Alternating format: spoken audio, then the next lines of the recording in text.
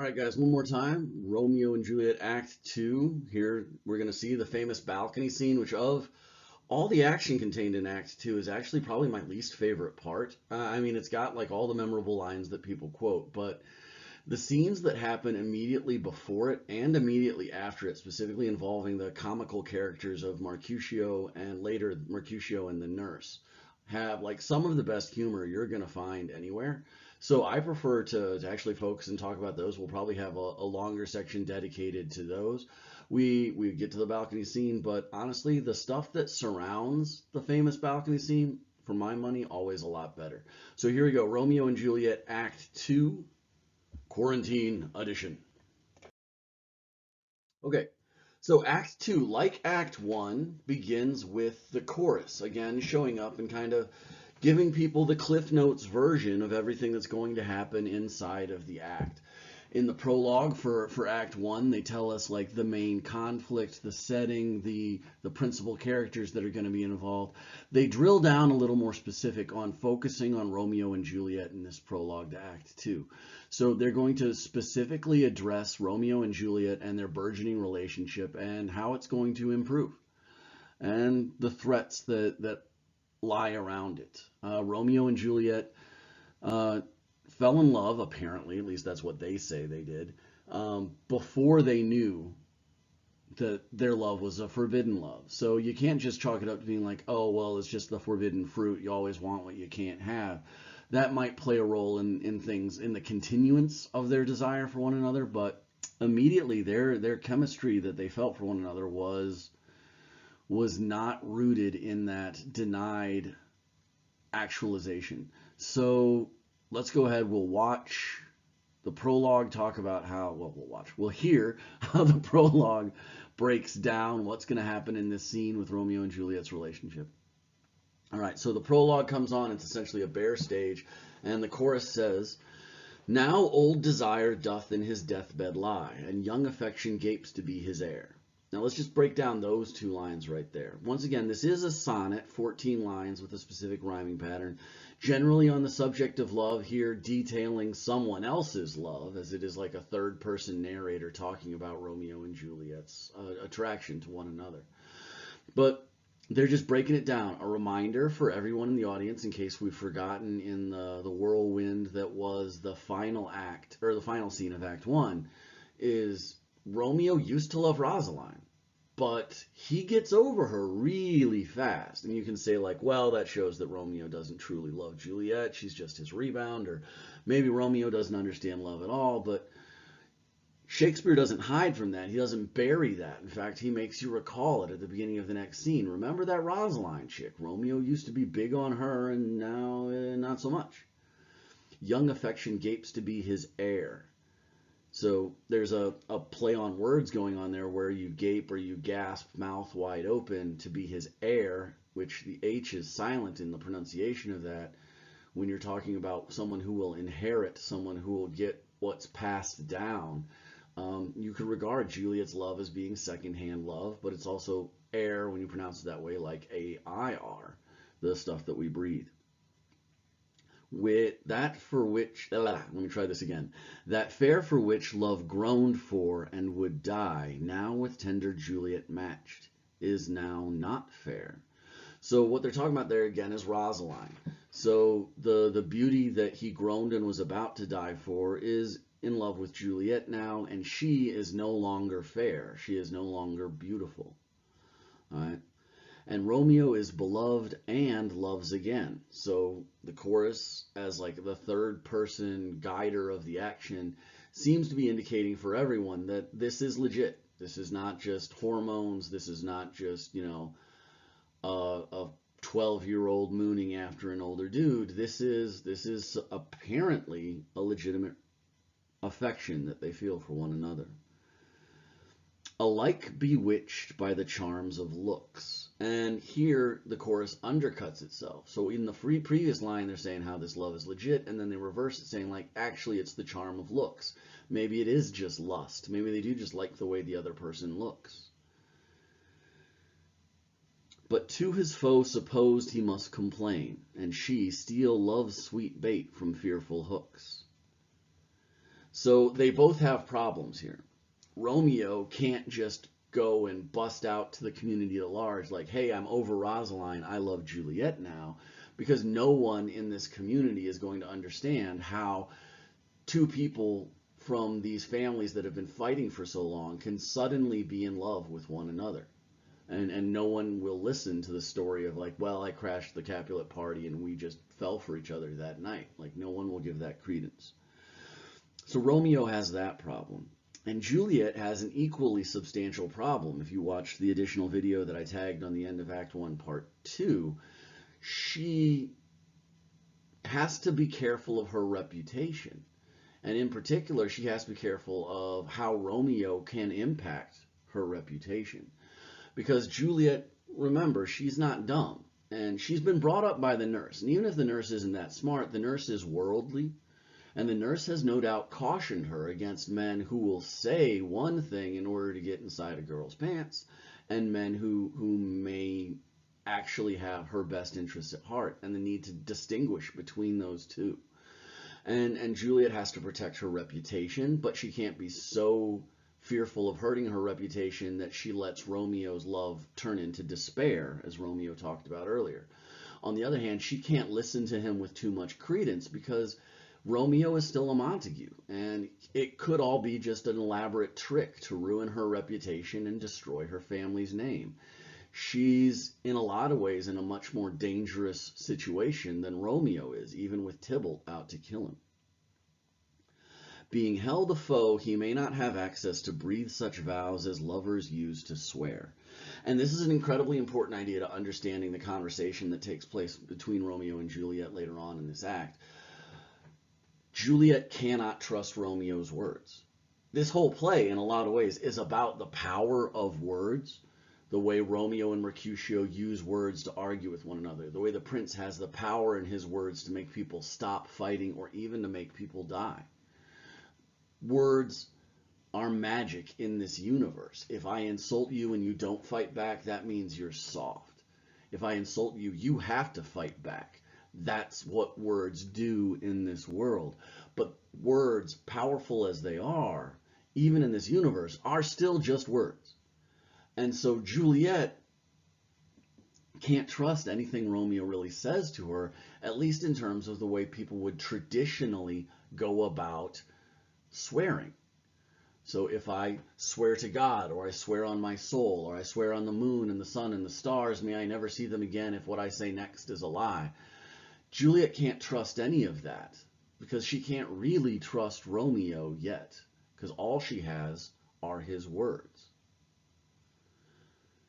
And she, as much in love, her means much less to meet her newly beloved anywhere. Juliet's a girl, and as such, she's not allowed to move freely throughout the city. This isn't, the girl who could tell her parents, I'm going to study group, and then go and meet up with her boy. She had to travel, if she traveled, with a chaperone.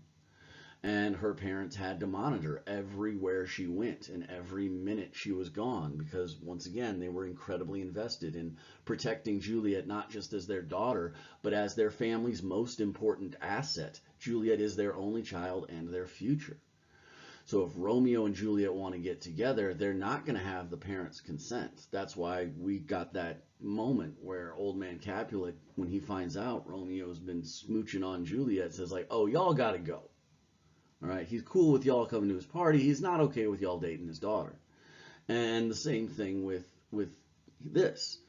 Like, Juliet can't travel freely. She can't, be honest with her parents like, hey, I met this guy. His name's Romeo. We really hit it off. Like, none of that can happen. She's, in a lot of ways, the strongest and most intelligent character in this play, but because she happens to be a woman, or a girl, I think would be a more accurate descriptor of her. Because she's still, in a lot of ways, a little girl, she doesn't have the power to actualize her desires. And Juliet, in what I think is actually a really important depiction of a female on stage, does have desires. And we'll talk about that. And one of the things that you'll hear in other literature courses, and I'll come back to this if I remember as we go forward, is a lot of times we have this false dichotomy, a division that All female characters are either all one thing or they're all the other. And the term in literature is that they're either the Madonna or the whore. And they're not talking about the pop singer with that. What they're talking about is they are either the divine mother who, as a virgin, was still able to conceive and give birth according to Christianity. They are either divine and pure in all things, or they are a whore. And I think a lot of times in our society, still to this day, we fall into that division where a girl is either a goody two shoes who has no desires and is only asexual, or if she has these desires, well, then she must be a slut. And there is no gray area a lot of time for women. I think, like in my Macbeth piece, I spend a lot of time talking about toxic masculinity. I think a lot of times, especially in media, and drama is a form of media, like we have a toxic idea of femininity in which like women must either be good and virtuous in all ways, or if they're not, well, then they must be a slut. And I say there's a whole lot of gray area in between those two extremes that allows for people to actually function as human beings. But Juliet, in literature, in criticism of her character, and in our own imaginations, doesn't have the luxury all too often of falling into that gray area. But anyway, back to the last couple of lines here. How are they going to overcome all of these problems? How are they going to overcome all of these obstacles? Last couple of lines, the chorus tells us how. But passion lends them power, time, means to meet, tempering extremities with extreme sweet. So, despite all of these obstacles, the driving passion that they have between them allows them to overcome everything. And so the chorus is telling us, like, at least insofar as this act goes, we get a happy ending. They overcome all of the problems between them. And in fact, their love is made sweeter by the fact that it's under these extreme circumstances that they have to come together. Like if it had been easy, no one would still be telling the story of Romeo and Juliet. If it had been easy, it wouldn't be a story that inspires young lovers around the world. Instead, they have to struggle, but that which is hard in the beginning is sweet to remember. And their struggle does ultimately have a form of payoff for them. So let's get to it. Okay, so Capulet party has just broken up. Romeo, Benvolio, and Mercutio are out afterwards. Now, Romeo just had the knowledge bomb dropped on his brain that, oh my God, Juliet's a Capulet. And so he needs to be alone to process this. Unfortunately, his two drunk buddies, Mercutio and Benvolio, have no intention of leaving him alone because they're still trying to cheer him up. They don't know about his new romance with Juliet. And so Romeo has to ditch them in order to have a moment's quiet to think to himself. And that's where this scene plays out. All right, so Romeo outside in the street after the party asks the question of himself, can I go forward when my heart is here? Turn back, dull earth, and there find thy center out. So how can I leave when my heart is still with Juliet? I have to go back and see her again. I have to find the center of my being, that thing in my chest. And where is that? It's with Juliet. And so he climbs over the garden wall for the Capulet orchard and hides behind it as drunk Mercutio and Benvolio come stumbling after him. And Benvolio, genius that he is in the middle of the street screaming, Romeo! My cousin Romeo! Now, maybe y'all might not catch this, but they're right outside the Capulet house. Is it a really good idea to be like screaming about Romeo, who everybody knows is a Montague, right outside the Capulet house? Benvolio not really thinking here, but Mercutio has a little bit of a better line on things. He's wise, and on my life hath stolen him home to bed.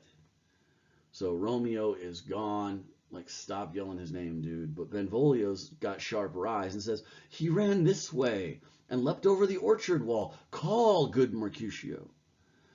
And Mercutio is not going to sit there and like just bellow Romeo's name in the darkness. Like, he's got way better ideas than that. And so we hit upon again this idea of the magical power of words. Here, Mercutio, in a way, like having fun with the idea of true magical words. In these times, people believed if you said the proper words, if you did the proper rituals, you could make spirits appear. And that power was called conjuring. The expression still exists in English today. Speak of the devil and he will appear. People used to believe that saying Lucifer or Satan, saying the devil's proper names, invited him into your life, called him to take a closer look at you. And so that's why we refer to him by the pronoun devil instead of by his names, because we didn't want to give him the power to appear in our existence. But Romeo, his disappearance, inspires Mercutio to try to conjure, to use magic words to make Romeo appear. So, nay, I'll conjure too. Romeo, humors, madman, passion, lover, appear in the likeness of a sigh. Speak but one rhyme and I am satisfied. Aye, cry but I me, pronounce but love and dove. Speak to my fair gossip Venus one fair word, one nickname for her purblind son and heir, young Adam Cupid, he that shot so trim. And then we're going to go ahead and take a pause here. So how is Mercutio trying to make Romeo appear? Well, he's making fun of him, specifically making fun of him as a lover whose a target doesn't love him back, as a bad poet, saying like, Romeo, come and say the bad love poetry that you've been bleeding out for Rosaline for so long. Come and say a bad rhyme for me about Venus or Cupid. Come, Romeo, I charge you as a crappy poet to appear, thinking that if we make Romeo mad enough, he'll come and appear. But these insults about Romeo's bad love poetry for Rosaline don't hurt, because he's over her. So getting back to the idea of Cupid, now in these next few lines, Mercutio makes an allusion to a story about Cupid from Greek mythology, who shot a king with one arrow when the king was looking at a beggar maid, at a young virgin who was penniless, and the king fell in love with her. And this is again like Mercutio having fun with the idea of Romeo as the king and the girl he wants as being unworthy of him. When King Cophetua loved the beggar maid, and then when Romeo doesn't appear, he heareth not, he stirreth not, he moved not. The ape is dead, and I must conjure him. So, can't make him appear by talking trash about his love poetry. Maybe I'll start talking trash about his love. And that weird line about the ape being dead, back in the day, like street performers would train monkeys to lie as if they were dead, and then when I say the magic word, he'll jump up, and then I can say like, ooh, behold, I have power over life and death, when in reality it was just like a trick with a monkey. I conjure thee by Rosaline's bright eyes, by her high forehead and her scarlet lip, by her fine foot, straight leg, her quivering thigh, and the dimensions that there adjacent lie, that in thy likeness thou appear to us. So again, he's putting on this performance as a conjurer to summon Romeo. And if making fun of Romeo's love and love poetry doesn't make him appear, let's make fun of the girl we think he loves. And so Mercutio starts talking about Rosaline, and in fairly sexual and explicit terms. All right. By her bright eyes, that's innocent enough. By her high forehead, which I guess is a compliment in these days, and her scarlet lip. Now, that lip could refer to one of a pair. By her fine foot, her straight leg, her quivering thigh. So he's moving up her anatomy and the dimensions that there adjacent lie. The term adjacent meaning nearby. What's nearby? His His love's thigh, well, you'll learn about that in Human Growth and Development. But once again, is this going to make Romeo appear talking about Rosaline's private parts? Romeo, again, is over her. He's done with her, so he is not offended by this speech. Now, Benvolio doesn't understand this, and Benvolio the peacemaker again comes out, even in his drunken stupor, saying, "If he hear thee, thou wilt anger him." But Mercutio's got jokes about too. "This cannot anger him. 'Twould anger him to raise a spirit in his mistress's circle of some strange nature, letting it there stand till she hath laid it and conjured it down." Okay, now if that sounds dirty, it absolutely should, because there is nothing more explicit than this part of the speech right here from Mercutio. He says, like, I can't make him mad just talking about Rosalind's body. Now, if I did something more than just talk about Rosalind's body, that would make him mad. If I were to raise a spirit in his mistress's circle. Now, that's a double entendre. On one level, you could be talking about like the act of conjuring, of summoning a spirit. So you draw the circle with the pentagram and light the candles and say the magic words and you summon the demon, right? That would be one form of making a spirit rise in a circle. That ain't the circle Mercutio's really talking about here. He's playing off that idea, but one of the things you need to understand, and it's one of Shakespeare's favorite puns, is what in Shakespeare's time they referred to as the lesser death.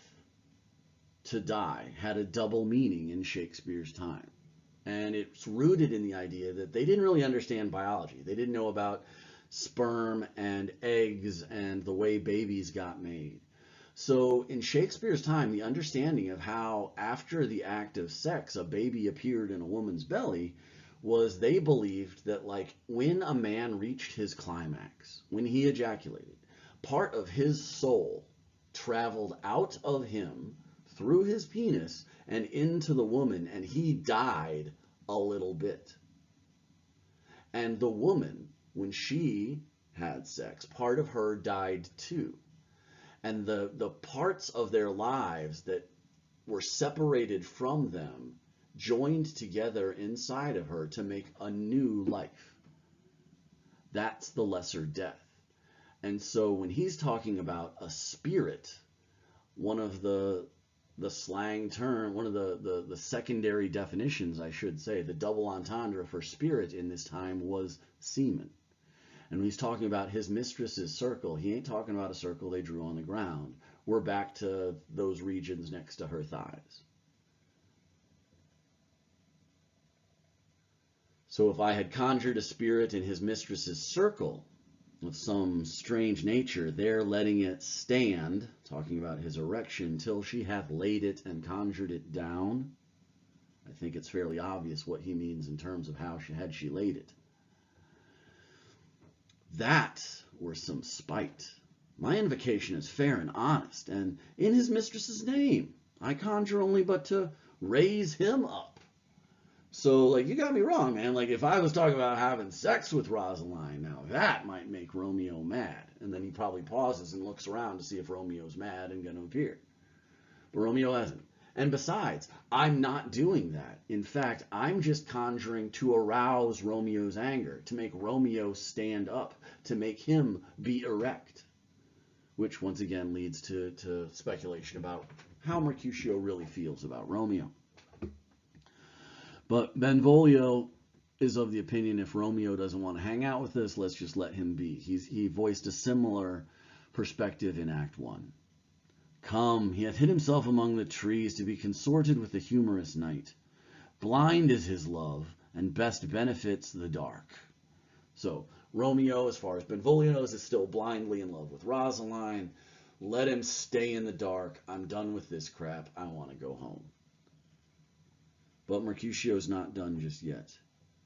If love be blind, love cannot hit the mark. Now, there's a double entendre there. And we talked about this with the earlier conversation with Benvolio. When Benvolio was talking about the fairer mark is the soonest hit, he was talking about hitting it. He was talking about it the way we talk about hitting it in modern colloquialism. And Mercutio's using it the same way here. But this time, if Romeo's love is blind, he can't hit the mark. Well, if his love can't see, he's not going to be able to get it in. Now he will sit under a medlar tree and wish his mistress were the kind of fruit that as maids call medlars when they laugh alone. Now this is a truly obscure phrase, but back in the day, and if you Google medlar fruit, you'll get images that will help you understand what I'm talking about here. But the medlar fruit was, sorry, considered to look like a vagina. And so Romeo will sit in the orchard underneath a fruit tree wishing that his love were like the vagina fruit. And I'm sorry I have to talk about this with you, but it's what Shakespeare was writing about. This is his level of humor. So whenever somebody wants to act like Shakespeare is this great elite, like shibboleth for separating the educated from the young, just remember, like, he had some of the most vulgar sex jokes you'll ever find anywhere in a lot of his plays. Oh, that she were an open, etc., and thou a popperin pear. And what is a pear shaped like? How does that relate to male genitalia? This is Mercutio's wish for Romeo, that he should be able to love and be fruitful. Romeo, good night. All to my truckle bed. This field is too cold for me to sleep. Come, shall we go? So Romeo, good night. All to my truckle bed or trundle bed. Have you guys ever seen like those beds where it's like it's a normal bed on top, but you can pull out another bed underneath? Modern parlance is a trundle bed. It's a second bed. Romeo, I wish you good night. I'll go to sleep in my second-hand bed. Once again, perhaps indicating his affection for Romeo. Come on, Benvolio, let's get out of here. And Benvolio's like, go then, for 'tis vain to seek him here that means not to be found. So we're not going to find him anyway. Let's get the hell out of Dodge. And then they walk off together, leaving Romeo alone in the Capulet orchard with his thoughts. So here we have Romeo delivering one of his more famous soliloquies. Now, a lot of times, and I've made this mistake myself, when we talk about soliloquies, we're talking about them as a speech the character gives while on stage alone, and that's not actually accurate.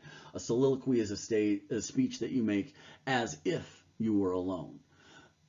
Either ignorant of other people on stage or uncaring about their ability to hear your words. So we had Romeo's brief soliloquy earlier that Tybalt actually overhears. If you ever get to where you're a senior and you're doing Hamlet, Hamlet delivers his famous to be or not to be soliloquy while being spied on by his uncle, father, and Polonius, who is the head of all spies for the kingdom. So it's not so much a speech while you're alone on stage, but it's a speech you deliver as if you were alone. All right, so Romeo, in response to all that trash that just got talked by Benvolio and Mercutio, just says, he jests at scars that never felt a wound. So he's making fun of scars that I never got because they never really hurt, because I guess I never really was in love with Rosaline anyway. But as he's thinking about that, who should happen to come up to her window that he can see while he's standing in the orchard? But it's Juliet herself. Now, a lot of times this is played as a fairly intimate act of spying, and there is a bit of that peeping Tomism to Romeo, a bit of voyeurism as he's watching Juliet through the window, ready herself for bed, and talking to himself. Now, I talk about how little I like Romeo frequently in these videos. Here he is creeping on her through her window. And guys, I gotta tell you, if your second step after meeting a girl that you like is to start creeping on her and looking at her through her windows at night, that's not a sign of a healthy relationship. Please do not use Romeo and Juliet as models for anything. But we'll get into that later. So Romeo begins with the famous lines, and there's a really good version of this delivered by a professional actor on the BBC. They actually had a thing a few years ago where you could record yourself delivering famous Shakespeare soliloquies and submit them to be part of a celebration of Shakespeare. And there's a really, really good one on BBC about this particular soliloquy. Does much better than I can, but for the sake of conversation, I'll power through it here. But soft, what light through yonder window breaks? It is the east, and Juliet is the sun. So, but soft, but be quiet now. And what is that light in yonder window? Oh, it's Juliet. That must be the east, because she is shining like the sun. And the sun is now the center of Romeo's universe. And what is that sun? It is Juliet. She is everything. She is his light and life. Oh, arise, fair sun, and kill the envious moon, who's already sick and pale with grief. That thou her maid art far more fair than she. So when the sun comes up, it gets a whole lot harder to see the moon. Juliet, let your beauty shine out, and it will no longer be night. And the moon, in fact, is envious. The moon is jealous of you. And there's another motif going on here, talking about celestial bodies, celestial objects. Not Juliet's body, but things in the heaven that people believe control our actions. The full moon makes people crazy. Your fate is determined by the star sign that you were born under. Here, Juliet is the sun, and all things that are sickly and disgusting are for darkness and the moon. Her vestial livery is but sick and green, and none but fools do wear it. Oh, cast it off. Now, you could read this line a couple of ways. Vestial livery, a vestial virgin in ancient Greek mythology was someone who worshipped Hestia, the goddess of hearth and home, one of two goddesses dedicated to virginity in Greek mythology. The moon was Diana, the other one. The Artemis, I should say, was her Greek name. Diana was her Roman name. But another goddess of virginity, goddess of the moon. And their clothing is but sickly green, the color of jealousy. None but fools do wear it. None but fools want to stay virgins. Shot at Rosaline, indication of what Romeo wants to do with Juliet. And as he's looking at her getting ready for bed through her window, he's saying, take it off. Either figuratively referring to the vestal livery of a virgin, or perhaps referring to Juliet's nightgown. I'll leave it to you to decide. Oh, it is my lady, it is my love. Oh, that she knew she were. She speaks, yet she says nothing. What of that? So Romeo's looking at her. He wishes she knew the way he really felt about her. And he can see her talking to herself, but he can't actually hear what she's saying. Her eye discourses. You can see even there's words in her eyes. I will answer it. So Romeo wants to just like jump out of the bushes and be like, baby, what's up? But he knows that would probably not get things off on the good foot.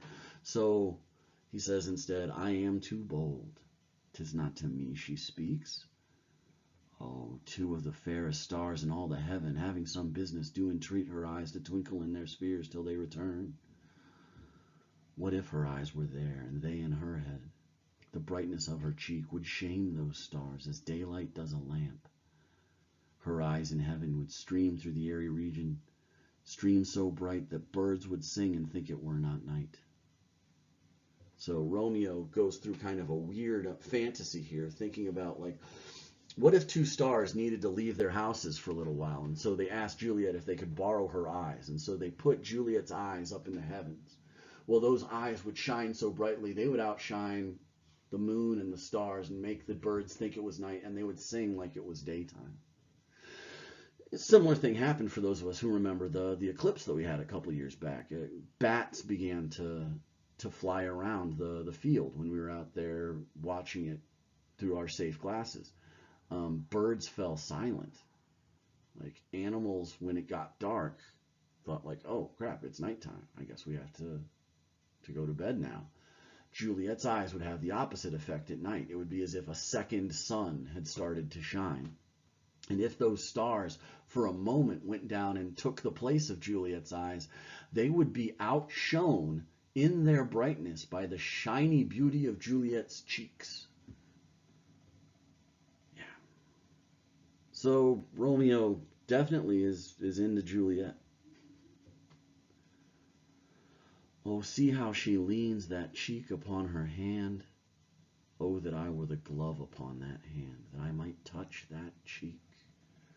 So Romeo wants to be with her, and he wants to be with her like a hand is with a glove, where there is no separation between the two. He wants to be as close as that hand is to her cheek, that she might touch that cheek.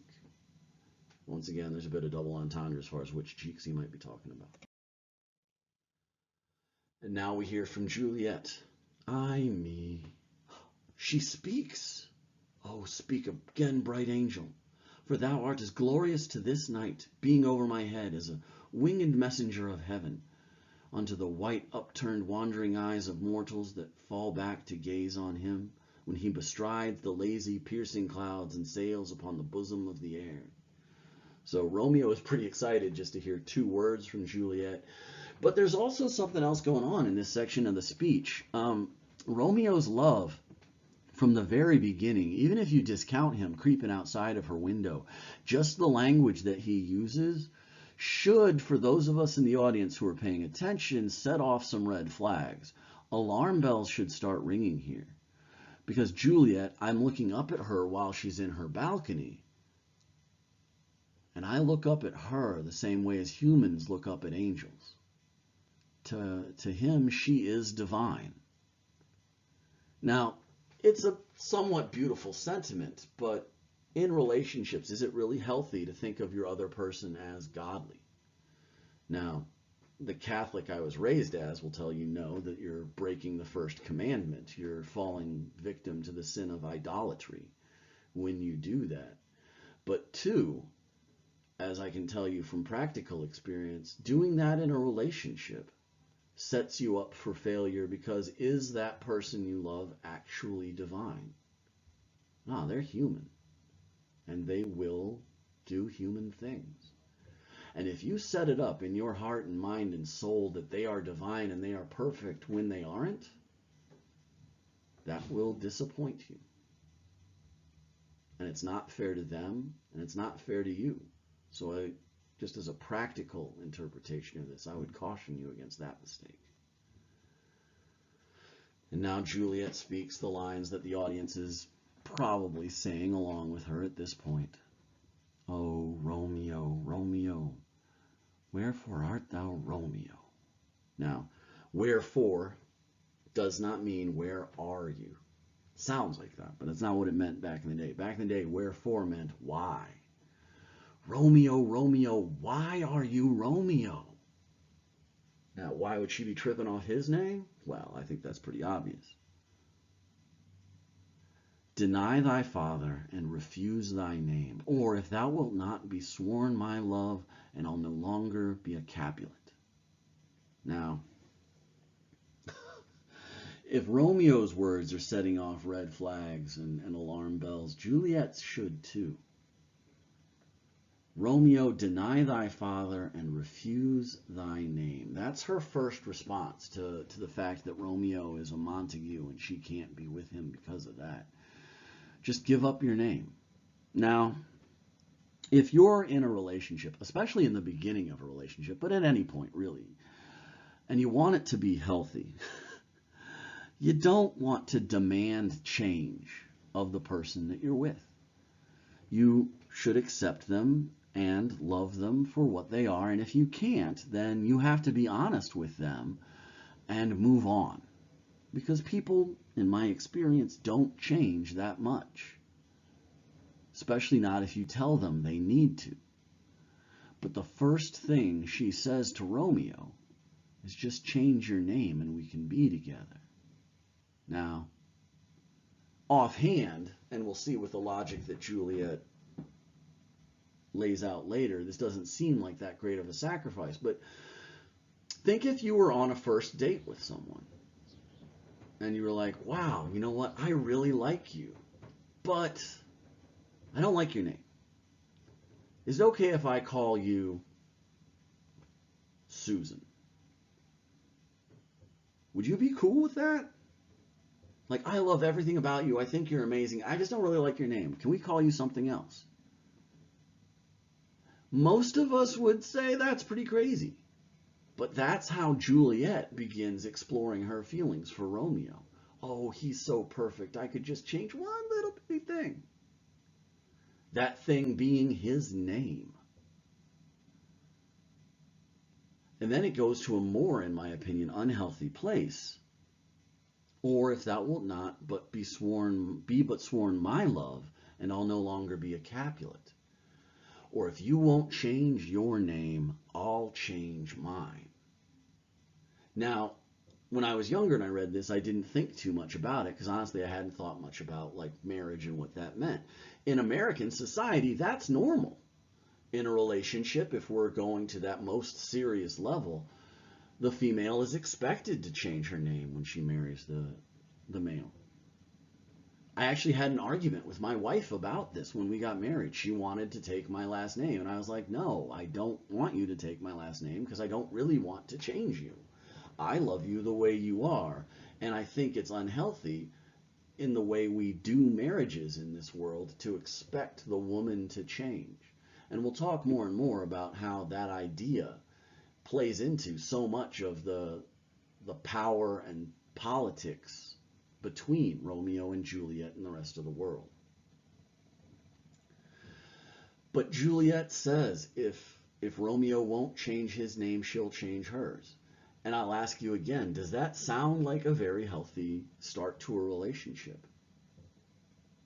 If I was going out with a girl and on that first date, she said, you know what, I think you would like me better if you just called me by a different name. In fact, I'm not whatever my old name was anymore. You should just call me Susan because I think you like Susan better.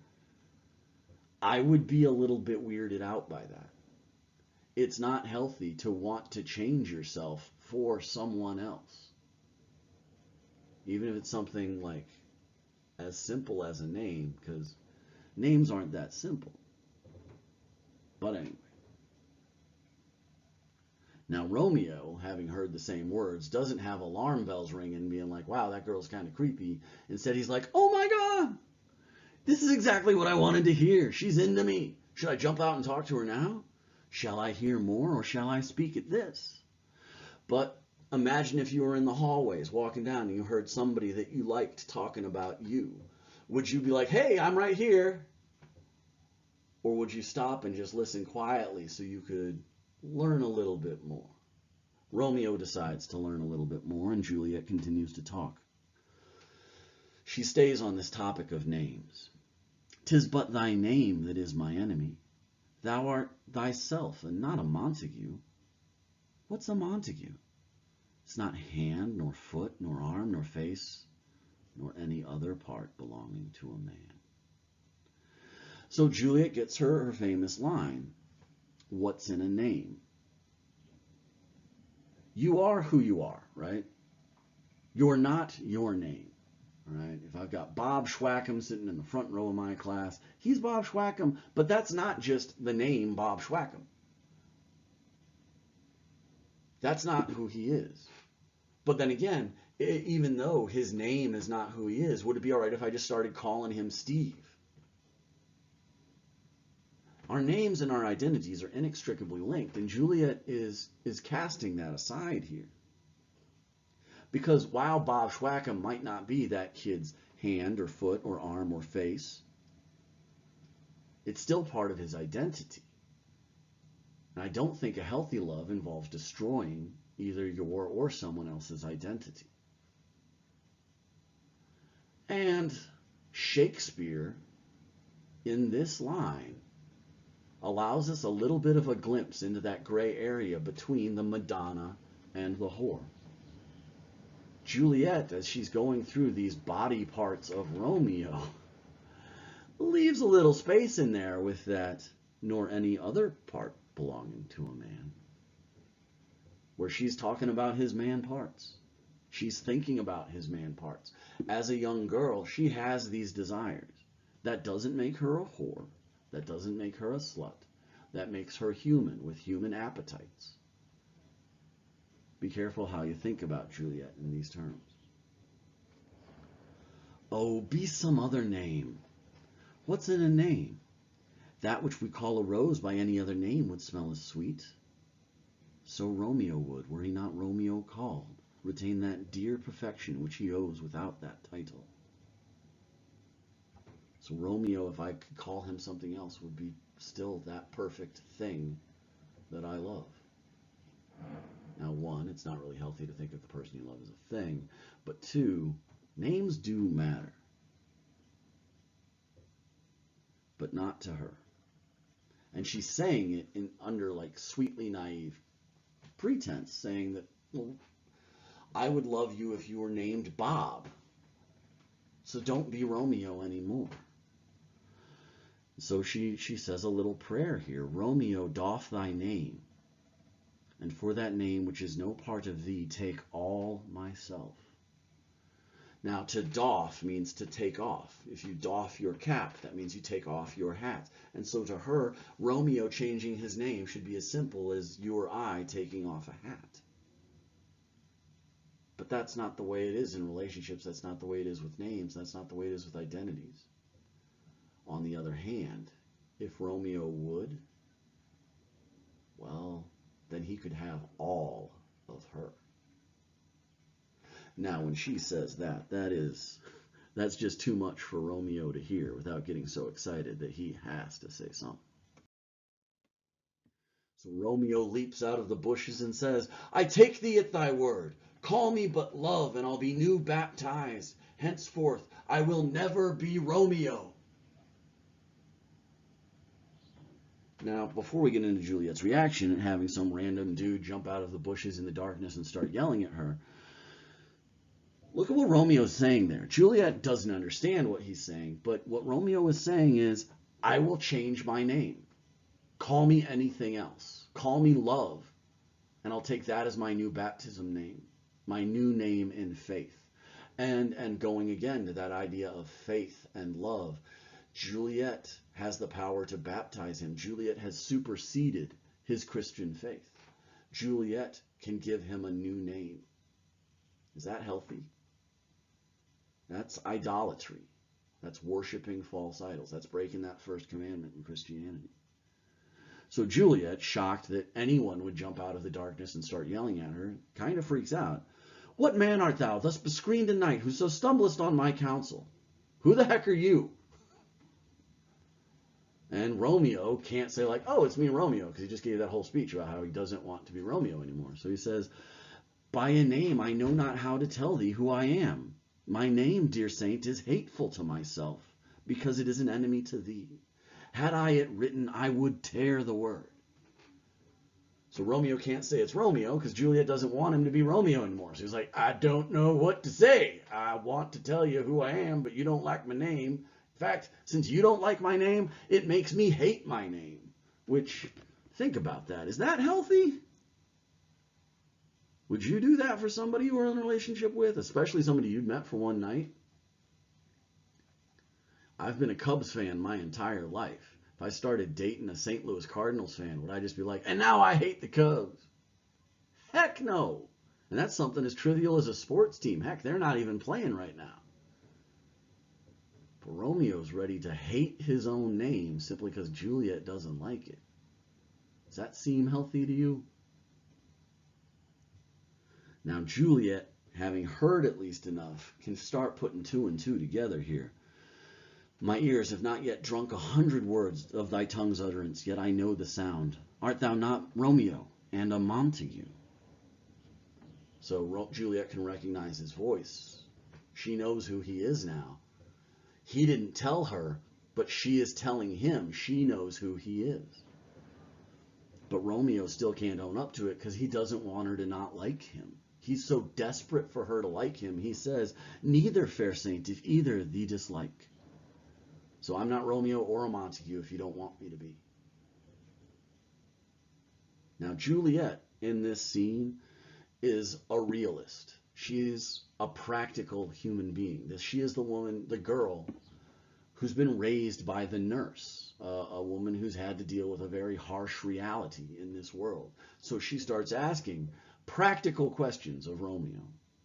How camest thou hither? Tell me, and wherefore? The orchard walls are high and hard to climb, and the place death considering who thou art, if any of my kinsmen find thee here. So Juliet's like, how did you get in here? These walls are really high, dude. And do you know what's going to happen if they catch you here? And Romeo responds as a romantic, as someone not like Valentine's Day love poetry, heart-shaped card bullcrap. He responds as romantic in the literary sense of someone who sees the world the way he wants to see it, not the way it actually is. And so Romeo says, with love's light wings did I overperch these walls, for stony limits cannot hold out love. And what love can do that dares love attempt, therefore thy kinsmen are no let to me. So it's like, how did I get over these walls? Baby, love gave me wings. And with love here, I don't care if your kinsmen find me and try to kill me. Now that's a very sweet and lovely sentiment from Romeo, but is it realistic? We in the audience know love didn't let him fly over the walls. His dumb butt climbed over those walls to avoid his two drunk friends. But Romeo's giving the version of reality the way he wants it to be, not the way it actually is. So we get this juxtaposition, these two things to contrast one another, set right next to each other, with Juliet being realistic and practical, which is an interesting perspective to be given because she's the female here, and Romeo being the one who's all emotion and romance, seeing the world the way he wants it to be, not the way it actually is. Juliet continues to be practical. If they do see thee, they will murder thee. But Romeo's response to that is, alack, there lies more peril in thine eye than 20 of their swords. Look thou but sweet, and I am proof against their enmity. So, Juliet, your eyes are more dangerous than 20 of their swords. But if you look on me lovingly, I am proof. I am safe from their hate. Juliet stays practical. I would not for the world they saw thee here. Hint, hint. Maybe you should go, Romeo. But Romeo says, I have night's cloak to hide me from their sight. And but thou love me, let them find me here. My life were better ended by their hate than death prorogued wanting thy love. So Juliet, night will keep me in darkness and safe from being seen. But honestly, if you don't want me, I'm ready to die. Let them find me here and kill me if you don't like me, because I don't want to live anymore. Does that sound healthy to you? Juliet continues to be practical. By whose direction foundst thou out this place? So how'd you find my room, creep? And Romeo's romantic response is, by love, who did first prompt me to inquire. He lent me counsel, and I lent him eyes. I am no pilot yet. Wert thou as far as the vast shore washed with the farthest sea, I would adventure for such merchandise. Couple of things going on here. Talking about blind love again. So love, Cupid, guided me to your room. He gave me advice and I gave him eyes because he's blind, and together we ended up here. Now in truth, Romeo just jumped over a fence and happened to be like, oh hey look, it's Juliet. But in his version of events, Cupid brought him here.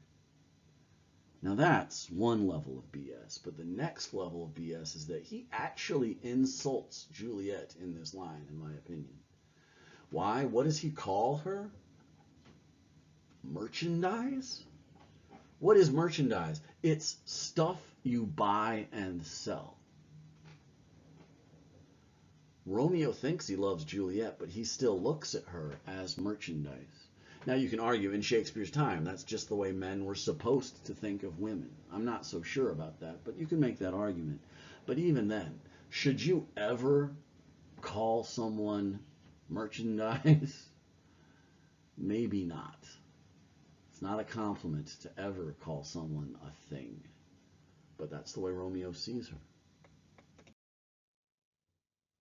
Now, Juliet, young kid that she is, instead of taking that insult, seems to be flattered. Thou knowest the mask of night is on my face, else would a maiden blush bepaint my cheek. For that which thou hast heard me speak tonight, fain I would dwell on form, fain deny what I have spoke, but farewell compliment. Now, Juliet has another problem here.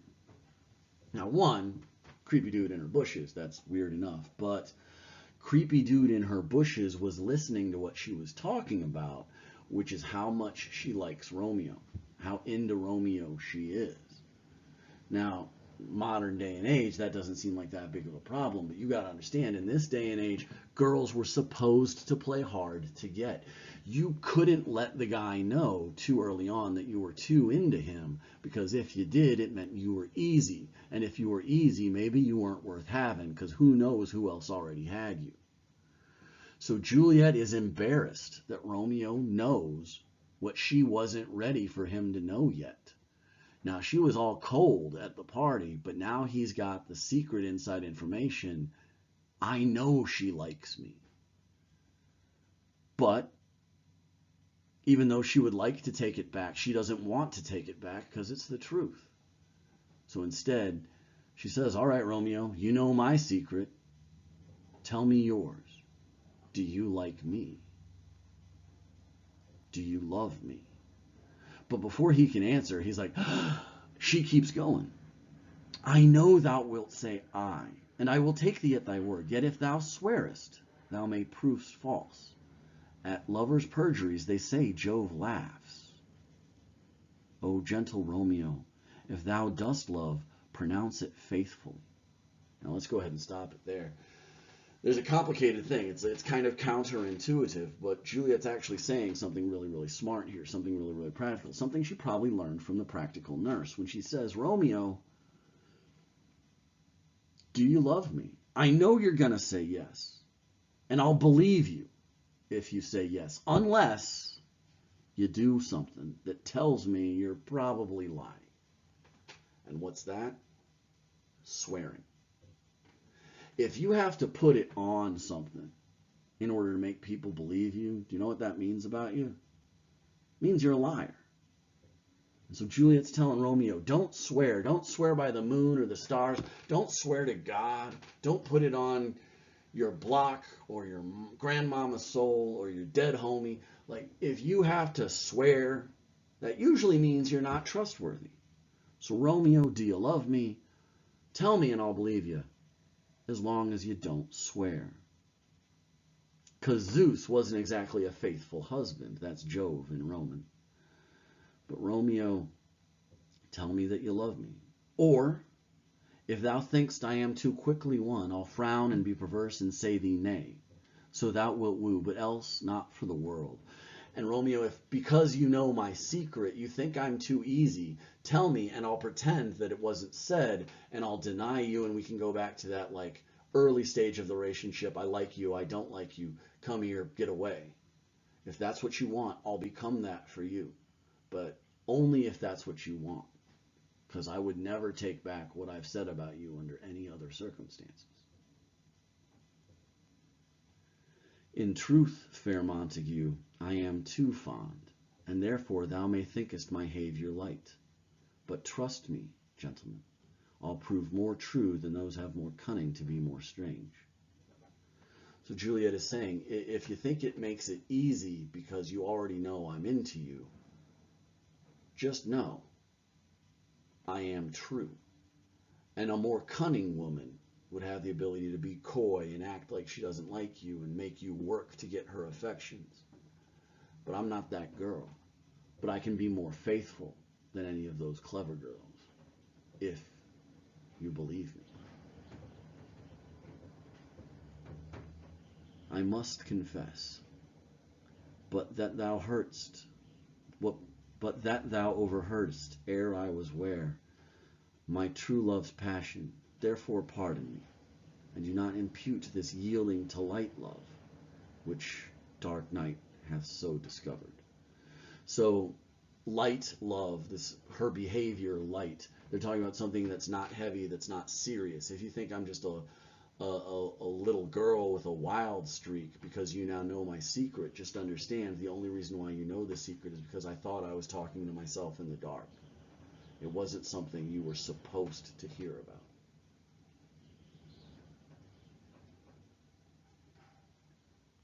If you could, on the social media platform of your choice, guess the password of someone you had a crush on, would you go in and read their DMs? Would you want to know? Romeo hacked Juliet, and now he knows her secret about him, and he has to convince her that he actually does love her. So Romeo, idiot that he is, has just been told by Juliet, tell me you love me and I'll believe you as long as you don't swear. And how does he begin? Lady, by yonder blessed moon, I swear that trims the silver with these fruit treetops. And then Juliet's got to be like, stop. What did I just say? Don't swear.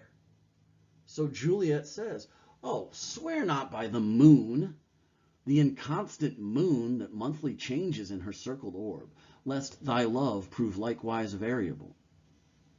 So Romeo starts to swear, and Juliet's like, no, I just don't swear. And in particular, don't swear by the moon. The moon changes night by night, month by month. I don't want a love that's going to change like that.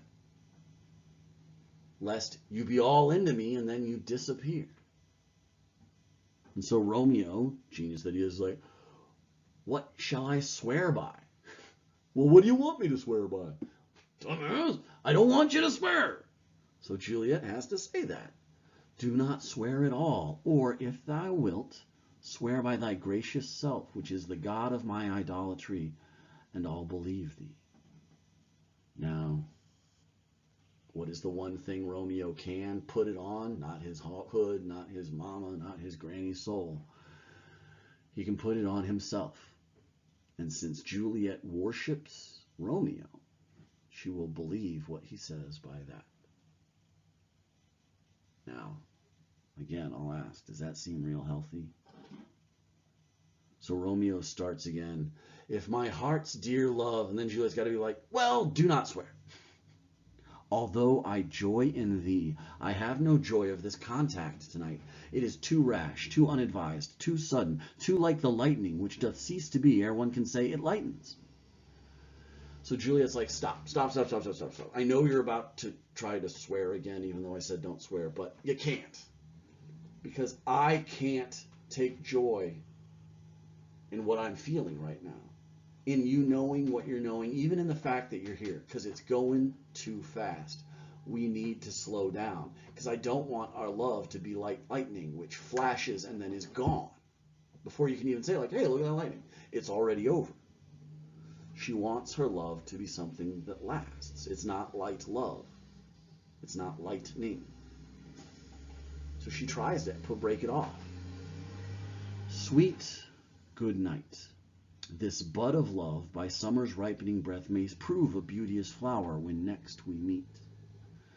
So Romeo, I'm going to say goodnight now before anything else happens here, and then we'll have time for our bud of love to bloom into a flower.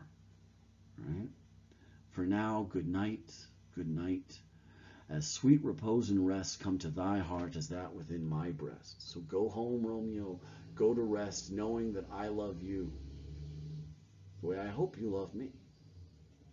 And when we get to see each other again, maybe we can see if this love is ready to grow into something serious. Now, Romeo's got something growing, but it has nothing to do with the flower of love, and it has something to do with what he wants and what he understands love to be. So Romeo, as she's trying to break it off, says, oh, will thou leave me so unsatisfied? That's a critical word there.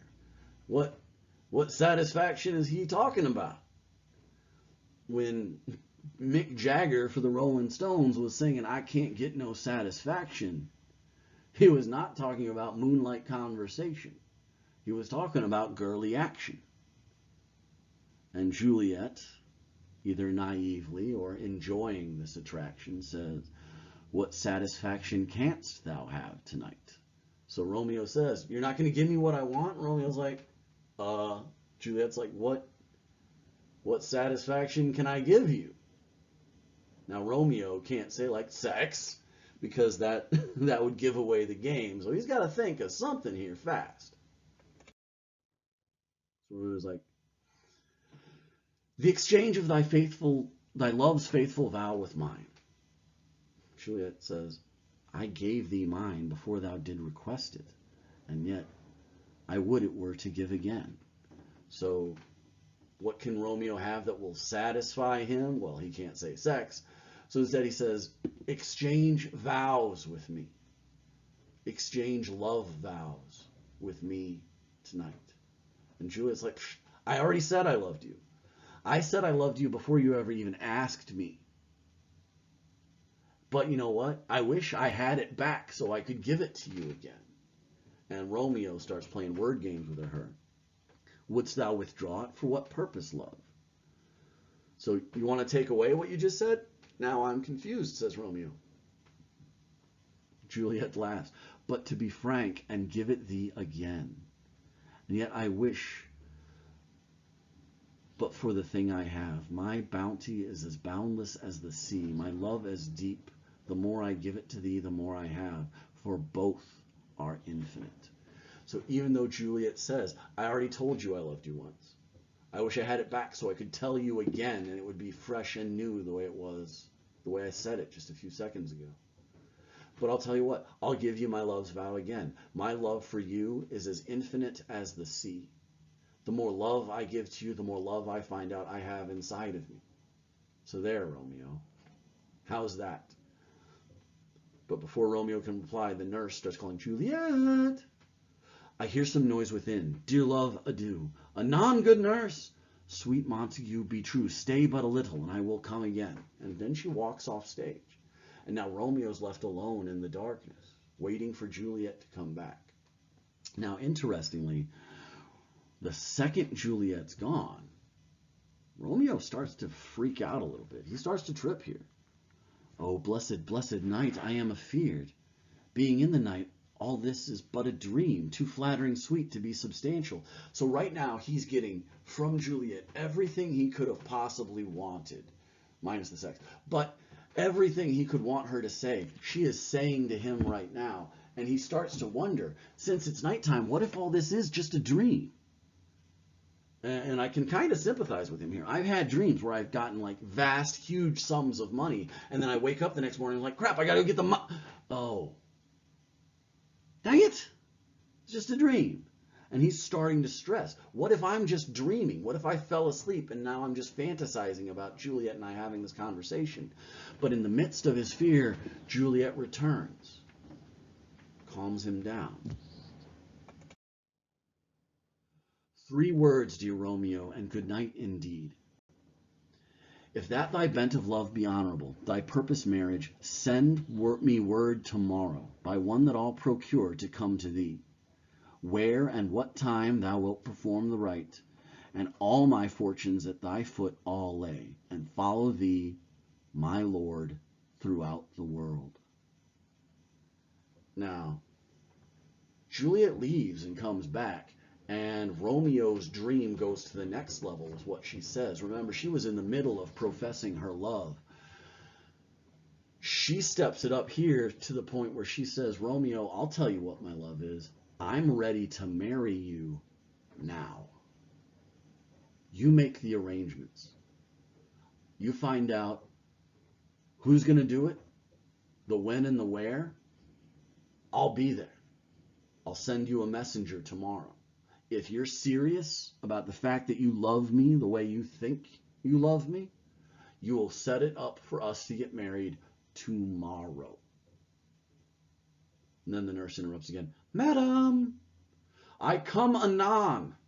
But if thou meanst not well, I do beseech thee."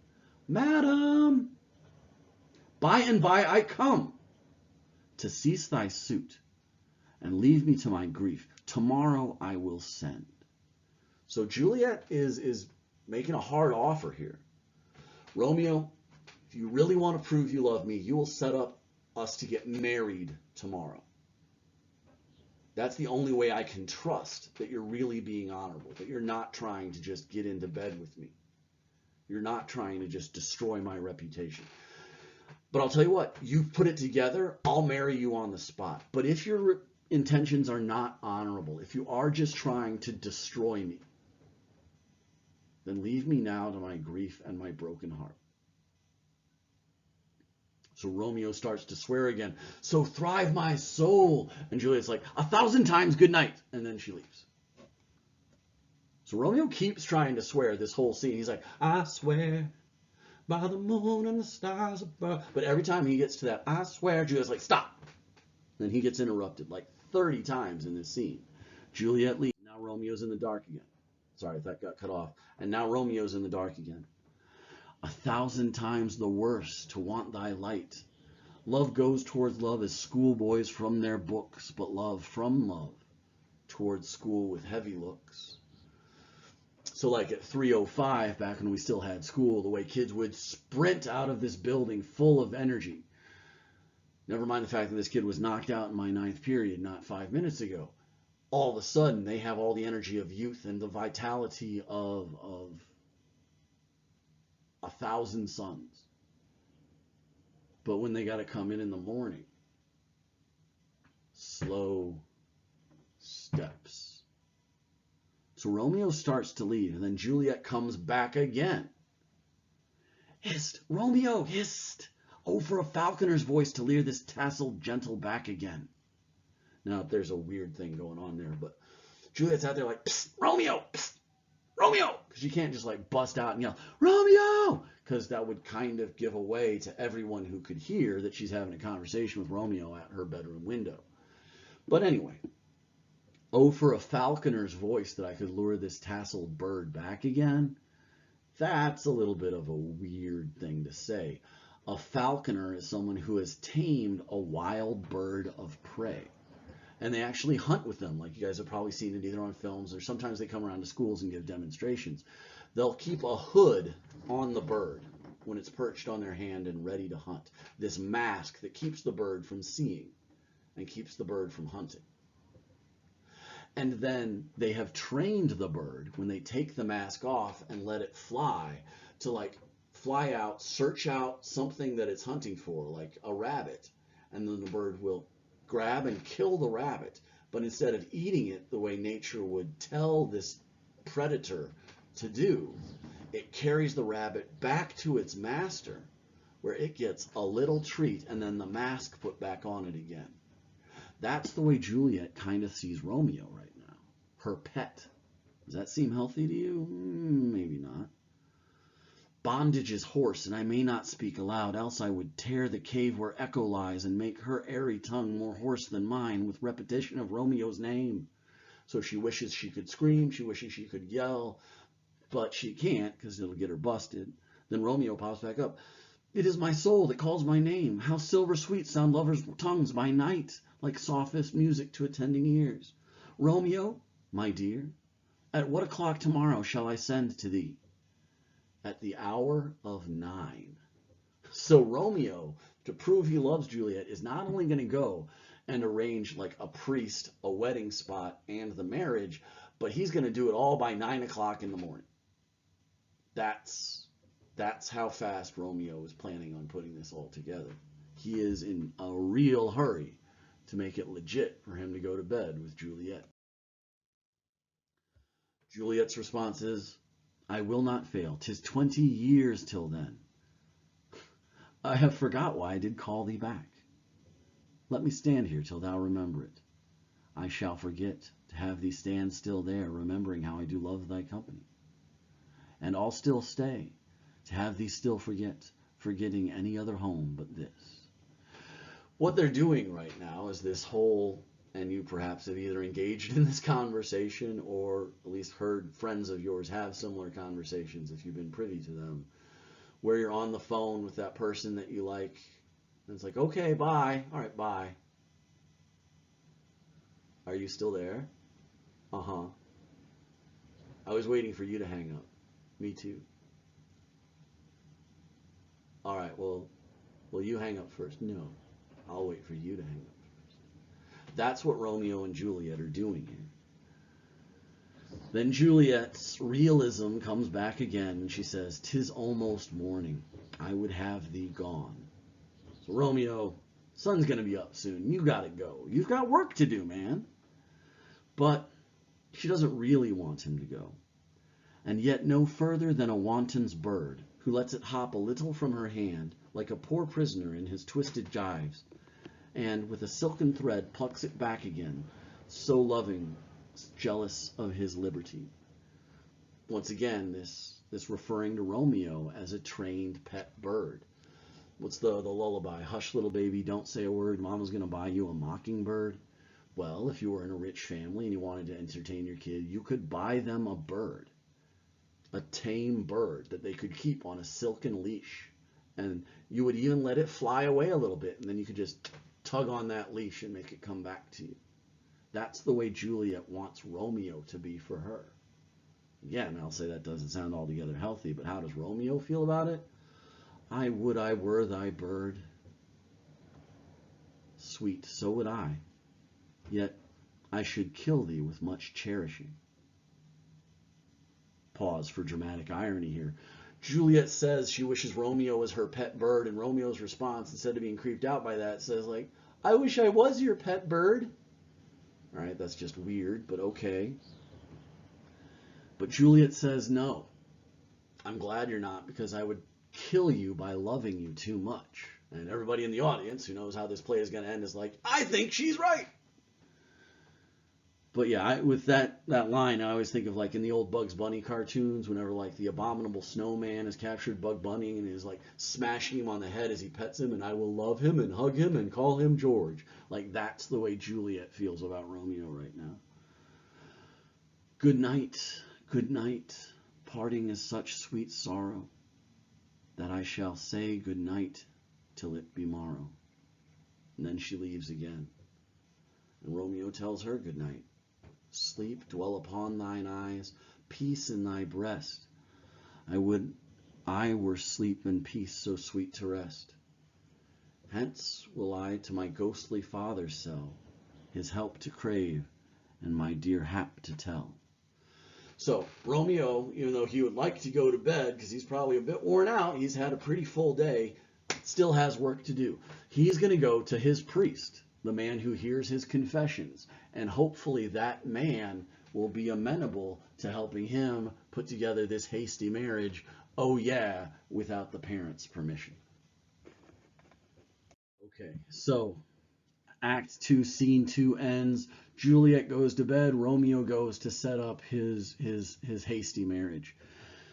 And who are we going to go to for that? Well, here is Friar Lawrence. Now, a friar back in the day was someone who was a holy man, a religious man, had all the powers of a priest, but was not responsible for a parish. All right. So he's still a man of God. He's taken many of the same vows of chastity and of poverty and of all those things. And he has the ability to perform certain sacraments, to hear confession, or to marry a couple.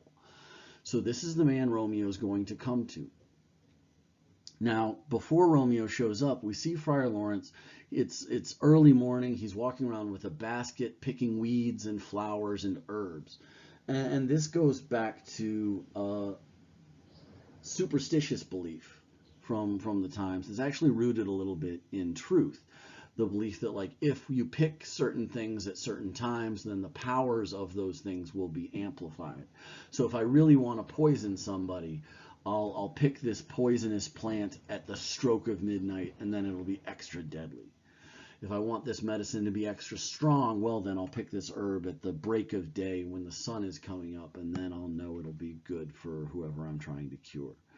They had these beliefs. And so we see Friar Lawrence meditating on these beliefs, particularly the idea of like plants as a source of poison or of medicine, and the double nature of those things as proof of his perspective on life, and ultimately rationalization for the decision that he makes when Romeo comes to him. So, Friar Lawrence is on stage by himself, and he's meditating on the world around him. The gray-eyed, let me try that again. The gray-eyed morn smiles on the frowning night, checkering the eastern clouds with streaks of light, and flecked darkness like a drunkard reels from fourth day's path that tightens fiery wheels. Now, ere the sun advance his burning eye, the day to cheer, the night's dank dew to dry, I must fill up this osier cage of ours with baleful weeds and precious juiced flowers.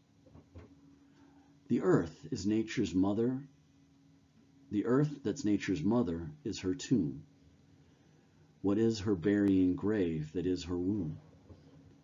And from her womb children's of diverse kind we sucking on her natural bosom find. For many virtues excellent, none but for some, and yet all different. Oh, mickle is the powerful grace that lies in herbs and plants, stones and their true qualities. For naught so vile that on the earth doth live, but to the earth some special good doth give. Nor aught so good but strained from that use, revolts from true birth, stumbling on abuse. Now, there's a lot going on here. This is an incredibly dense speech from him. But he's meditating on the duality of his world as he sees it in the breaking of the day. The sun is coming up, and at once the world is both dark and light. At once the world is both good and evil. And as he meditates on this, he starts thinking about how this light and dark, this good and evil, is present in everything. Right? It's present in the break of day. It's present in the weeds and flowers that he's picking. And it's interesting. He's not just picking medicinal weeds, but he's picking poisonous weeds too. And we saw from Benvolio and Mercutio, one of the beliefs of this time was that poison in the right amounts can be medicinal. Things that are bad can be good. And that's what Friar Lawrence is thinking about as he goes around filling up his basket with these flowers. And Friar Lawrence sees that in his perspective, the truth of the world is that everything that is natural has good and bad in it. There's nothing so bad on this planet that isn't capable of doing something good. Just so, there's also nothing that is so good on this planet that it can't be twisted into something bad. Now, this is one of Shakespeare's deeper philosophical moments. It's one of the themes that runs throughout many of his plays, but this idea of duality and double nature in people and in virtue and in vices. All right. I mean, a lot of people will spend a lot of time decrying the vice of alcohol. And I personally don't drink, but that's just my perspective on it. There are plenty of studies out there that will say that like a glass of wine a day is actually healthy for you. Now, even if that is true, and it's only a few studies that say this, I would caution you before you start banging down that glass of wine a day. I would definitely caution you from people who then over-apply that understanding and are like, well, if one glass of wine must be good for me, I can drink 3 bottles. And if you start drinking 3 bottles of wine a day, you're going to have a hard time existing on this planet. That's kind of what Friar Lawrence is talking about here. Maybe it's moderation, but it's just that in all good things, there's a little bit of bad, and in all bad things, there's a little bit of good. Now, that in and of itself doesn't seem particularly dangerous, but it might lead you to some dangerous places.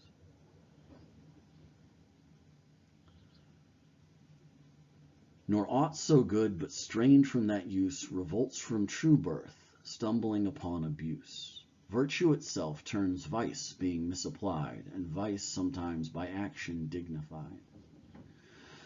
An incredibly dense few lines there, but it's important to understand what he's talking about here. And it goes back to, I can point once again to what I was taught in my public school religion classes as I was being raised Catholic. One of the things that I can remember the priest came down and talked to us about, I think it was in 4th grade, was the idea of perversion.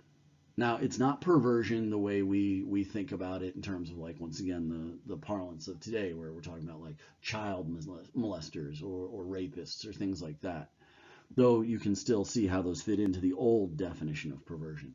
The old definition of perversion, the way it was described to us by our priest, was to pervert something is to take something that has a natural purpose and use and then apply it unnaturally.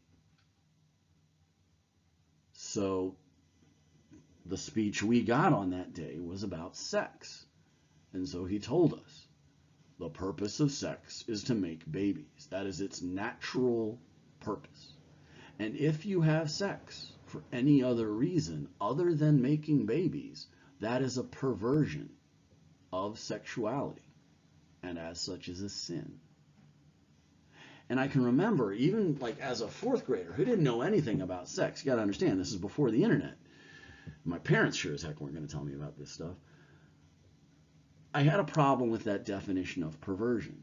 And I got in trouble that day because I asked him, like, Father, a screwdriver's purpose is to turn screws. But I can remember there were times where I was like making something as a Boy Scout where I couldn't find the damn hammer, and so I just picked up a screwdriver and banged in the nail. Was that a perversion? Was that a sin? And I was told I had to talk to the priest after class. But the point is, this is the way Friar Lawrence looks at the world. That there is nothing so good and so pure that it can't be twisted into something ugly. And in the audience, I think we've gotten a lot of clues about that in terms of love. In Christianity, there are supposedly like 3 virtues, 3 things that make life worth living. It's in Paul's first letter to the Corinthians. They always read it at wedding ceremonies. The 3 theistic virtues are faith, hope, and love. And then Paul goes on to say, and the greatest of these is love. But Romeo and Juliet have kind of been building towards this whole idea of, is loving too much a sin? Because what they're doing with their love, and we've already seen hints of idolatry, hints of obsession. And my priest would probably argue hints of perversion. Love being used for something other than love. But Friar Lawrence backs off of that and says, and you know what? Sometimes doing the wrong thing can actually be right. Sometimes it's okay to do bad things. Do you think that's true? My experience in my now 40, almost 2 years on this planet is that's not true. You'll hear people talk about the ends justify the means. If the goal is pure enough, then whatever you have to do to achieve that goal is okay. So my goal is to stop terrorists from hurting Americans. So it's okay for me to torture people even though they've never been convicted of a crime. Is that true? My goal is to love someone and be loved by them. Does it make it okay for me to lie about who I am, to pretend to be someone else? Because let's be honest, I can't be loved. I'm pretty crappy as a human being, but maybe if I could just act like someone else, I could be the person they want me to be. Is it right to love under those circumstances? Anytime in my experience you find someone arguing that the end justifies the means, they're really just looking for justification for doing the wrong thing. And the wrong thing is the wrong thing. And you know it's wrong. So you have to tell yourself a story to make it right. Keep that in mind as we go on with Friar Lawrence here. Within the infant rind of this small flower, poison hath residence and medicine power. For this, being smelt, with that part cheers each part, being tasted, slays all senses with the heart. So he holds up this flower and he meditates upon the double nature of this flower, the good and evil inside of this flower. If I smell it, man, I feel great. It's medicinal. But if I taste it, it will slay all my senses. I won't be able to hear, smell, touch, see, or feel. Wait, I said touch and feel. What did I leave out here? Hear, smell, see, touch, taste. Haha, that's even said taste. I'm a genius. Anyway, all of that will stop, and so will my heart. It'll kill me. But for Friar Lawrence, two such opposed kings encamp them still in man as well as herbs, grace and rude will. And where the worser is predominant, full soon the canker death eats up that plant. So just like this plant that is both medicinal and poisonous, inside the human soul there are two kings, one good and one bad.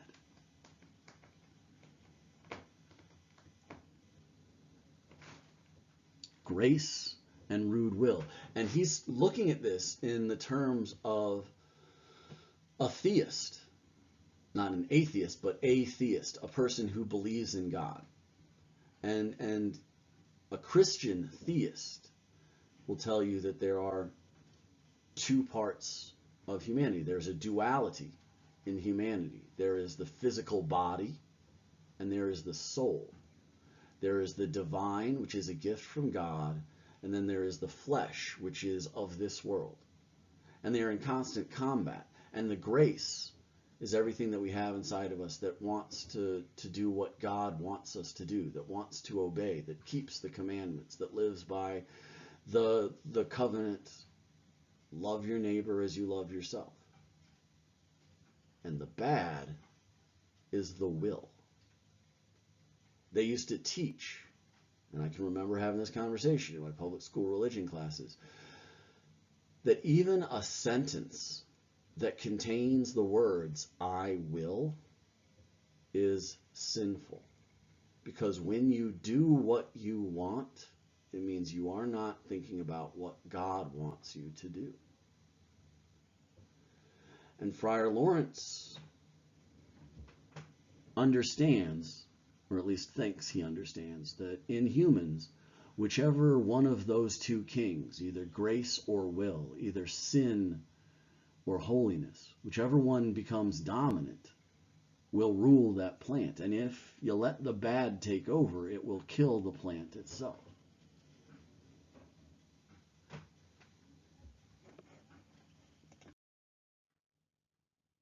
As he's meditating on this, Romeo comes in. Good morrow, father.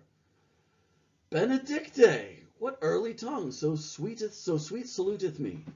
Young son, it argues a distempered head, so soon to bid good morrow to thy bed. Care keeps his watch in every old man's eye, and where care lodges, sleep will never lie. But where unbruised youth with unstuffed brain doth couch his limbs, there golden sleep doth reign.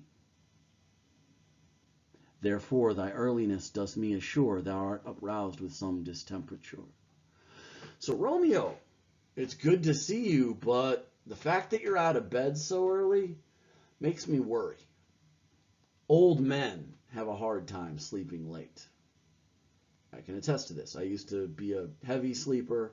Now I cannot sleep past 4 o'clock in the morning. We've been on this quarantine for God knows how long. I still get up at 4 o'clock every morning, even without my alarm. That's just when my body tells me to wake up. It's part of being old, apparently. But being young, when I go in at night and I look at my 3-year-old and my 1.5-year-old sleeping, they sleep like the dead. They are perfectly at peace, and they do not wake up until, well, 5 o'clock for my 1.5-year-old, but that's just because he's like, feed me! And my 3-year-old will sleep until 7 or 8, which time it's time to get up and have an Elmo veggie pack and play. So Romeo, old men get up early, young people should sleep late. So the fact that you're up so early tells me you got something on your mind. Or, if not so, then here I hit it right. our Romeo hath not been to bed tonight. So Friar Lawrence is first like, Romeo, you must be having some troublesome thoughts to be up this early, or wait a minute, let me guess. Maybe you haven't been to bed at all. And Romeo's response is, the last is true, the sweeter rest was mine. So, right, Father, I have not been to bed tonight. I was doing something a whole lot better than sleeping. And where does Friar Lawrence go with this? God pardon sin. Wast thou with Rosaline? So what does Friar Lawrence think Romeo's been doing? He thinks he's been doing Rosaline, and that's the first thing his mind jumps to. Romeo, are you here to confess that you just had sex with Rosaline? Because if that's what you've been up to, I am not a happy man. Romeo was like, Rosaline who? With Rosaline, my ghostly father? No, I have forgot that name, and that name's woe. So I'm not thinking about Rosaline. That's good, my son, but where hast thou been then? What you been up to, Romeo? I'll tell thee ere thou ask it me again. I have been feasting with mine enemy, where on sudden one hath wounded me, that's by me wounded. Both are remedies within thy help and holy physic lies. I bear no hatred, blessed man, for lo, my intercession likewise steads my foe. So Romeo answers him, but he answers him with this kind of riddle. Like Romeo in love is having fun playing I've got a secret. But he'll talk around it. We in the audience, of course, know the answer. When he says, I've been feasting with my enemies, he means he crashed the Capulet party. When he says, I've been wounded by one of them who's been wounded by me, we know he's been talking about, I've been shot with Cupid's arrow, and so has Juliet, and we're both in love. Like, that's the game that Romeo is playing. But to Friar Lawrence, who didn't get to see the last, act and a half, he's like, hell are you talking about, son? Be plain, my good son, and homely in thy drift. Riddling confession finds, but riddling shrift. So Friar Lawrence is still looking at Romeo not as someone who's come to ask him to help him get married, because Friar Lawrence doesn't know about that yet. He's still looking at Romeo, who's come to him as someone to make a confession, who's going to say the magic words to the priest and be forgiven for his sins. But Romeo, in his mind, hasn't sinned at all. He needs Friar Lawrence's help to avoid sin so that he can have sex in a way that's sanctioned by the church and by God. So, Romeo, just be honest. If your confession or your shrift is in a riddle, I can only give you absolution that is equally a riddle. So Romeo's response is, then plainly know my heart's dear love is set on the fair daughter of rich Capulet. As mine on hers, so hers is set on mine, and all combined, save that what thou must combine by holy marriage, when and where and how we met and wooed and made exchange of vow, I'll tell thee as we pass. But this I pray, that thou consent to marry us today. So Romeo is as honest as he can be. He's like, look, dude, I'll explain everything later, but right now, all you need to know is I'm in love with Juliet, and I want you to get us married today. Now, as you can imagine, this is kind of a shock to Friar Lawrence. Up until, 10 hours ago even, Romeo was like, Rosaline, Rosaline, Rosaline, Rosaline. And now he's crossed out the last Rosaline, and now like, Juliet, Juliet, Juliet, Juliet, Juliet. So for Friar Lawrence, this is a little bit suspicious. And he's not just going to be like, okay, sounds good. Because can Friar Lawrence really trust that this is love? I really hope I didn't just lose that recording there. My cat jumped up and hit my computer, so I'm just going to keep it pushing right now. So Friar Lawrence has chided Romeo for giving up on Rosaline so fast and for being so quick to fall in love with Juliet. He says this doesn't seem like love. I think this is just lust. And even if you think it is love, I'm worried that you're going to get Juliet messed up with this. And Romeo's response is, thou chidest me off for loving Rosaline. And Friar Lawrence says, for doting, not loving, pupil mine. And that's an important distinction here. To dote on someone means you will do anything to make them happy. And that is not the same thing as loving someone. In fact, loving someone means sometimes you have to disagree with them. Sometimes you have to tell them no. To do whatever someone wants is just, it's not love. It's doting. It's obsession. It's not love.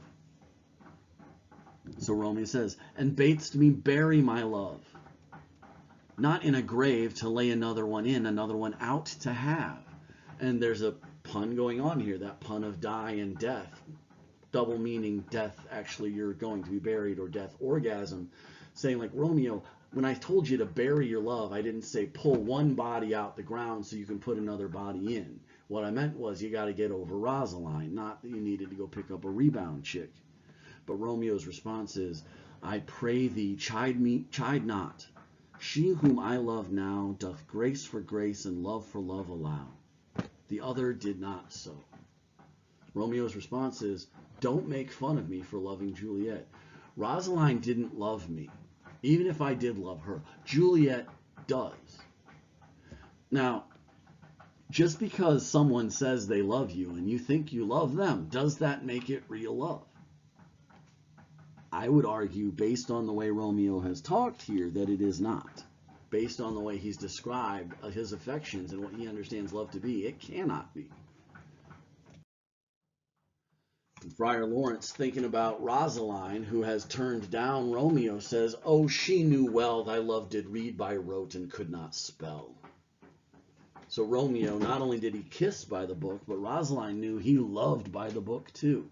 He didn't know what love was. He was just acting like someone who had read about love and was trying to act like those people who knew about love.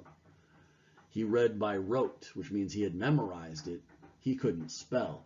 My 3-year-old can read me word for word books that we've been reading him for his entire life. He knows every word to there's a monster at the end of this book, and he can repeat it perfectly. That doesn't mean he knows how to read. Because if I took away that book and I just wrote the words down on a page, he would have no idea what all those crazy shapes meant. He can memorize, but not read. And that's the way Romeo understands love. And Friar Lawrence knows that, and Rosaline knew that. But despite that, Friar Lawrence says, but come, young waverer, come, go with me.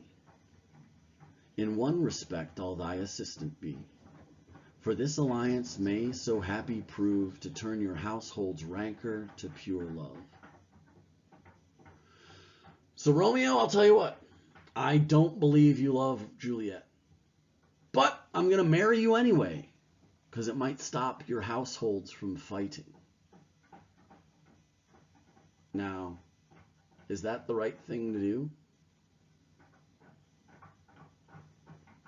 I think Friar Lawrence has rationalized this and proven himself wrong in his rationalization just with what he was talking about before Romeo came on stage. He's arguing that the end, stopping the families from fighting, justifies the means, marrying these two kids who aren't even in love, who are probably too young, who definitely don't have their parents' permission. That's wrong, and I know it, but it'll all be okay as long as it'll stop the families from fighting. I'm not so sure that's the best logic. It's definitely a terrible plan, but that's what happens to move along the plot. So Romeo is amped. Oh, let us hence, I stand on sudden haste. But Friar Lawrence tells him to slow down, wisely and slow. They stumble that run fast. So Romeo, despite the fact that Friar Lawrence doesn't think he's actually in love, is going to get his marriage. The priest is going to perform the ceremony. So things seem to be falling into place.